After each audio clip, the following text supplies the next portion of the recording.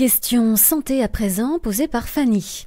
Quelle peut être l'action d'un député UPR vis-à-vis de la politique vaccinale en France? Quelle est la position de l'UPR vis-à-vis des vaccins et donc de la loi Marisol Touraine? Alors ça c'est un sujet assez clivant, où il faut reconnaître, dans le grand public, beaucoup d'interrogations sur la politique vaccinale. Je ne suis pas un spécialiste de ces sujets. Je pense quand même, je sais qu'il y a des ayatollahs anti-vaccins qui disent que les vaccins ne servent absolument à rien, etc., etc. Je ne suis pas d'accord. L'expérience historique du 19e siècle a quand même montré, me semble-t-il, que des vaccins contre la tuberculose, contre la variole, contre la fièvre jaune, ont eu une efficacité. Je sais qu'il y a certains qui remettent ça en cause en disant non, c'est une amélioration des conditions de vie, d'hygiène. Bon, moi je suis quand même ce que je lis dans il y a quand même eu, me semble-t-il, des résultats. En revanche, ce qui est vrai, c'est qu'on a vu se développer au cours des 30 dernières années de plus en plus de vaccins qui sont édités par des grands laboratoires pharmaceutiques et laboratoires pharmaceutiques qui gagnent des sommes folles d'ailleurs, avec derrière des actionnariats aux appétits de profit considérables, et que on a eu tendance dans les pays occidentaux notamment, mais pas que, à imposer des vaccins de plus en plus nombreux, avec des vaccins qui font quand même problème. Alors je ne suis pas un spécialiste, mais je crois les vaccins sur l'hépatite B, par exemple, à mauvaise réputation. Il a été très largement diffusé, alors qu'il s'agit quand même de s'attaquer l'hépatite B, je crois, se transmet essentiellement par voie sexuelle.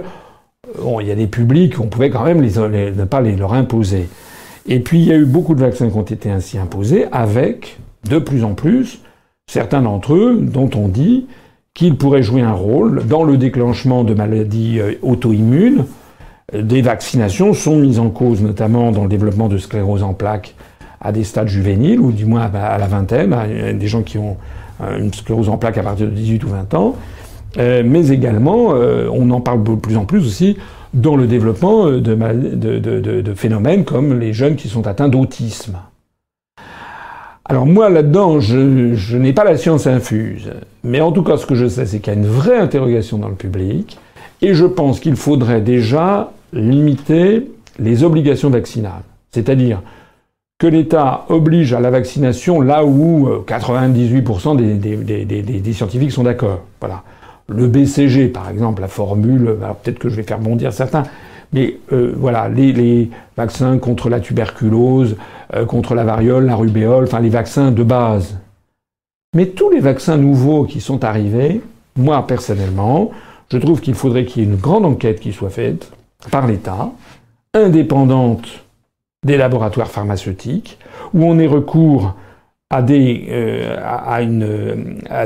médecins ayant une éthique personnelle, à des spécialistes de laboratoire, et qui, toute preuve établie, disent oui ou non, quels sont les vaccins qui sont vraiment obligatoires, quels sont ceux qui sont tout à fait, facultatifs. Par exemple, le vaccin contre la fièvre jaune, si vous n'allez pas dans un certain nombre de pays d'Afrique ou d'Océanie où sévit la fièvre jaune, vous n'avez aucune raison de vous faire vacciner contre la fièvre jaune.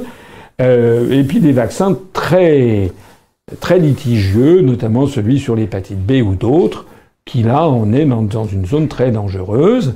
Et là, il devrait y avoir des mises en garde. On m'a rapporté, mais je ne sais pas si c'est exact, qu'il y a certains médicaments, au-delà du vaccin, certains vaccins ou certains médicaments, où il y a des effets indésirables ou des contre-indications qui ne sont pas les mêmes selon que la formule, selon qu'il est vendu en France ou selon qu'il est vendu aux États-Unis, et qu'il y a des mises en garde sur certains vaccins ou sur certains médicaments aux États-Unis, notamment avec des risques, dans des cas limités, etc., de provoquer des scléroses en plaques ou de provoquer des maladies auto-immunes, des maladies de dégénérescence ou des choses comme ça. Alors qu'en France, les mêmes contre-indications et les mêmes avertissements ne figurent pas dans la version française de la même molécule, du même pharmaceutique, de la même société. Si c'est le cas, c'est scandaleux. Il faudrait qu'il y ait une commission de déontologie qui vérifie que tous les pays sont aussi bien informés et toutes les personnes informées. Voilà. Donc, Personnellement, j'essaie d'être de bon sens. Je ne suis ni dans la main des laboratoires pharmaceutiques, comme malheureusement j'ai l'impression qu'il y a beaucoup de dirigeants politiques qui le sont. Je ne suis pas, je rappelle le scandale du Tamiflu par exemple. Je ne suis pas non plus un ayatollah anti-vaccin, parce que je me méfie aussi de ceux qui dénoncent tout. Je pense que c'est une politique de sagesse qu'il faudrait avoir, que je viens de présenter.